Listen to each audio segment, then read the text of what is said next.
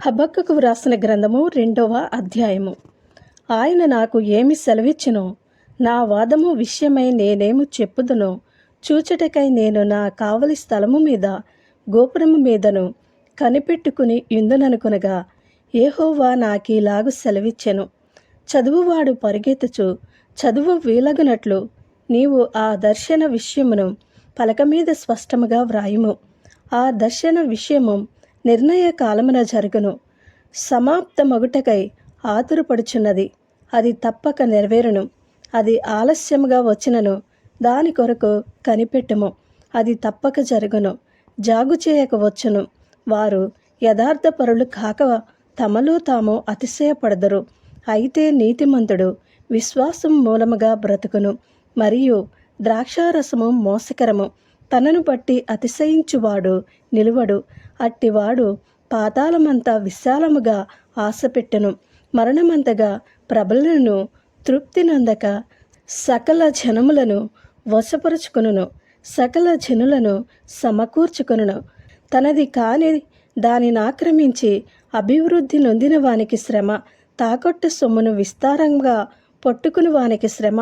వాడు ఎన్నాళ్ళు నిలుచును అని చెప్పుకొనుచు వీరందరూ ఇతనిని బట్టి ఉపమాన రీతిగా అపహాస్యపు సామెత ఎత్తుదురు గదా. వడ్డీకిచ్చువారు హఠాత్తుగా నీ మీద పడుదురు. నిన్ను హింసపెట్టబోవు వారు జాగ్రత్తగా వత్తురు. నీవు వారికి దోపుడు సొమ్ముగా ఉందువు. బహు జనముల ఆస్తిని నీవు కొల్లపెట్టియున్నావు గనక శేషించిన జనులు దేశములకును పట్టణములకును వాటిలోని నివాసులకును నీవు చేసిన నరహత్యను బట్టియు బలాత్కారమును బట్టియు నిన్ను కొల్లపెట్టుదురు. తనకు అపాయము రాకుండానట్లు తన నివాసమును బలపరుచుకుని తన ఇంటివారి కొరకై అన్యాయముగా లాభము సంపాదించుకుని వానికి శ్రమ. నీవు చాలామంది జనములను నాశనము చేయొచ్చు. నీ మీద నీవే నేరస్థాపన చేసియున్నావు. నీ దురాలోచన వలన నీ ఇంటి వారికి అవమానము తెచ్చియున్నావు.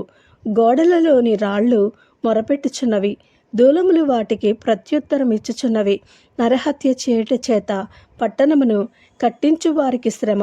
దుష్టత్వము జరిగించుట చేత కోటను స్థాపించు వారికి శ్రమ. జనములు ప్రయాసపడుదురు కానీ అగ్నిపాలవుదురు. వ్యర్థమైన దాని కొరకు కష్టపడి జనులు క్షీణించుదురు. ఇది సైన్యములకు అధిపతియగు యెహోవా చేతనే యగునను గదా. ఏలయనగా సముద్రము జలములతో నిండియున్నట్టు భూమి యెహోవా మహాత్యమును గూర్చిన జ్ఞానముతో నిండియుండును. తమ పొరుగువారి మానము చూడవలనని ఘోరమైన ఉగ్రతను కలిపి వారికి త్రాగనిచ్చి వారిని మత్తులుగా చేయు వారికి శ్రమ. ఘనతకు మారుగా అవమానముతో నిండియున్నావు. నీవును త్రాగి నీ మానము కనుపరుచుకుందువు. యెహోవా కుడి చేతిలోని పాత్ర నీకియ్యబడును. అవమానకరమైన వమనము నీ ఘనత మీద పడును. లెబనోనుకు నీవు చేసిన బలాత్కారము నీ మీదకే వచ్చును. పశువులను బెదిరించిన బెదురు నీ మీదనే పడును. దేశములకును పట్టణములకును వాటిలోని నివాసులకును నీవు చేసిన నరహత్యను బట్టియు జరిగిన బలాత్కారమును బట్టియు ఇది సంభవించును. చెక్కడపు పనివాడు విగ్రహమును చెక్కుట వలన ప్రయోజనమేమి? పరివాడు మోగబొమ్మను చేసి తాను రూపించిన దాని యందు నమ్మిక ఇంచుట వలన ప్రయోజనమేమి?